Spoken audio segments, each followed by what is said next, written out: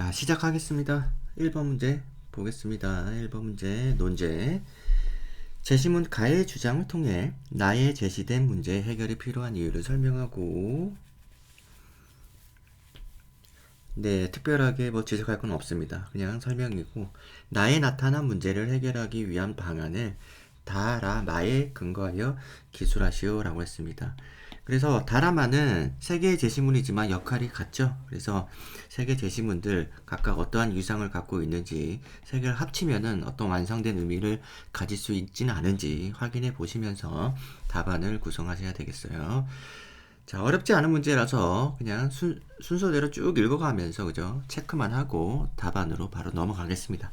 제시문 가를 보면 지속 가능성에 대해서 얘기하고 있어요. 자, 지속 가능한 사회란 미래 세대가 자신들의 필요를 충족시키기 위해 갖춰야 할 여건을 저해하지 않으면서 현재 세대가 필요로 하는 다양한 욕구를 충족시키는 사회이다. 너무 많이 읽어가지고, 그죠? 교과서 제시문이기도 하고 지겹죠. 자, 환경 문제, 자원 문제, 전쟁과 테러 등의 전 지구적 수준의 문제들은 인류의 생존과 지구라는 공동체의 존속을 위협하는 요인들이며, 인류는 이러한 문제들에 대해 효과적이고 체계적으로 대응해야 지속 가능한 사회를 실현할 수 있다. 그렇죠. 최근에는 개발의 필요성을 인정하면서도 지속 가능한 사회의 실현이라는 목표를 함께 고려하는 입장에서 지속 가능한 발전의 필요성이 주장되기도 한다라고 했습니다.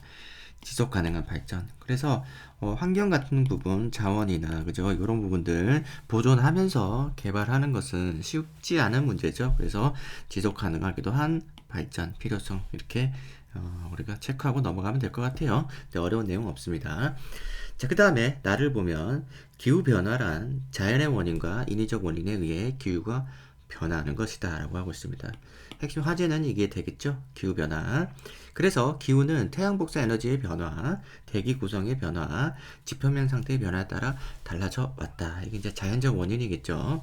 그러나 산업이 발달하고 인구가 증가함에 따라 화석연료 사용량이 급증하면서 이산화탄소, 메탄 등 온실가스 배출량이 크게 증가했다.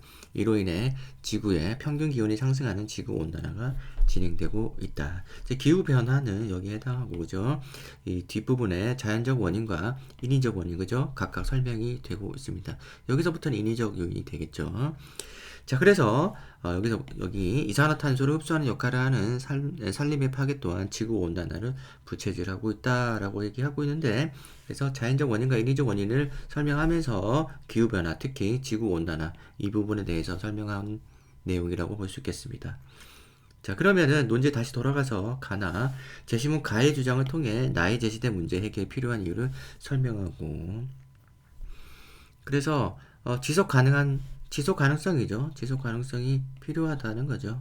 그죠? 그래서 이걸 해결해야 되는 이유가 지구 온난화가 지속되면, 그죠? 지속 가능한 발전, 그죠? 지속 가능성이 사라지기 때문에 가에 의해서 나의 지구 온난화 문제는 해결되어야 된다라는 주장을 해주시면 되겠습니다. 어려운 문제는 없습니다. 자, 그 다음에 달을 볼게요. 다라마에서 이제 해결 방안이 나오는데, 자, 국제사회는 국제법과 국제기구 등을 통해 협력을 제도화하고, 세계 각국에 협력할 수 있는 공조체제를 구축하여야 한다. 자, 지속 가능한 사회란 했던 말 또 나오네요. 자, 현 세대의 필요를 충족함에 있어 미래 세대의 필요를 충족시킬 수 있는 범위를 고려하여 발전을 추구하는 사회를 말한다. 그래서 적당히 쓰자는 거죠. 한꺼번에 많이 쓰지 말고. 자, 그래서 자본주의적 경제 논리만을 앞세워 경제적 효율성을 최우선 가치로 삼는다면, 전 지구적 수준의 문제를 해결하기 위한 국제적 공조에 참여하기 어렵다라는 거죠. 지금 최대의 이익을 뽑아내기 위해서 자원을 다 사용하고 환경을 개발해 버린다면, 그죠? 지속 가능한 발전이 가능하지 않다는 겁니다. 여기 이제 비판이 되고 있는데, 이거는 맥락에 따라서 다 달라요. 여기서는 경제적 효율성이라는 것이 어떤 뭐랄까 단기적이고 근시안적인 효율성을 말하고 있는 것 같긴 한데, 장기적이고, 그죠? 장기적인 안목에서 경제적 효율성을 따져보면 또 얘기가 달라지긴 해요. 그래서 우리가 이 단어에 대해서 너무 선입견을 갖지 말기 바랍니다. 여기서는 나쁘게 쓰였지만 아무튼 그래요. 자, 국가적 이익을 앞세우기 전에 세계를 하나의 공동체로 인식하고 전 지구적 수준의 문제 해결에 적극적으로 협조하기 위한 노력이 매우 중요하다라고 했습니다. 그래서 이 문단에서는 결국에 이제 국제사회에서 해야 될 얘기를 하고 있어요. 그래서 지속화 가능한 사회를 만들기 위해서, 그러기 위해서는 이 단기적인, 근시안적인 경제적 효율성에 매몰되지 말고 전 세계가 하나의 공동체라는 생각에, 그죠? 생각으로 공조해야 된다는 거죠. 공조체제, 그죠? 제도화하면서 공조해야 된다. 이런 얘기가 나옵니다. 그래서 국제법과 국제기구들이 필요하다는 거고요. 그런 얘기를 첫 번째 문단에서 해주고 있습니다. 두 번째 문단을 보면, 자, 파리 기후변화협약은 2020년에 만료되는 교토 의정서를 대체할 새로운 국제 기후변화 방지 대책이다. 그래서 교토 의정서도, 그죠? 국제 어떤 기후변화 방지 대책이었는데 이게 이제 20년에 마무리되니까 20년부터 시작되는 이 새로운 협약 생긴다는 거죠. 자, 그래서 산업화 이전 수준 대비 지구 평균 온도가 2도씨 이상 상승하지 않도록 마지노선, 그죠? 이거 넘어가면 위험하다. 2도씨 이상 상승하지 않도록 온실가스 배출량을 단계적으로 감축하는 내용을 담고 있다라고 하고 있습니다. 따라서 기후변화 협약이 발효되면서 총회에 참석한 195개 국가는 2100년까지 5년마다 자발적 감축 목표를 설정하는 등 적극적 대응에 나서고 있다. 자, 더 읽어보겠습니다. 특히 2021년 이후에는 전 세계가 본격적으로 배출권 거래제에 참여할 것으로 예상된다. 배출권 거래제는 온실가스 감축 계획에 적극적으로 동참하기 위한 산업별 탄소 배출권을 할당하고, 할당량이 부족한 기업은 다른 기업에서 배출권을 사서 쓸 수 있도록 도입한 시장 제도이다. 그래서 비용을 높이는 거죠.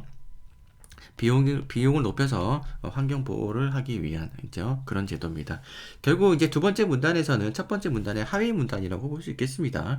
첫 번째 문단에서는 국제사회에서 국제법과 국제기구들, 그죠? 이런 얘기를 하고 있습니다. 제도와, 그죠? 이런 얘기를 하고 있는데, 결국 파리 기후 협약은 여기 위에서 얘기가 나오는 국제법이나 혹은 뭐 국제기구 이런 걸로 우리가 해석할 수 있는 거 아니겠습니까? 그래서 공조하는 문제를 나오고 있고, 그 다음에 탄소, 그죠? 배출권 거래제 이런 것도 모두 제도, 그죠? 법이라든지, 그죠? 제도 이런 걸로 설명이 가능합니다. 그래서 사례라고 볼 수 있겠습니다. 사례. 그래서 다의 논리적 구조는 이렇습니다. 국제사회 얘기를 하고 있구나라고 볼 수 있겠고, 라를 봅시다. 라를 보시면은, 자, 그린피스, 지구의 벗 등의 비정부 NGO, 그죠? 기구는 환경 문제 심각성을 알리고, 역시나 이제 환경 문제 얘기를 하고 있는데, 여기서는 이제 국제사회 얘기, 그죠? 정부 수준, 국가 수준에서 얘기를 하고 있다 그러면, 여기서는 정부가 아니라는 거죠. 비정부 기구라는 거죠. NGO. 그래서 심각성을 알리고 관심을 촉구하는 등 다양한 활동을 벌이고 있다.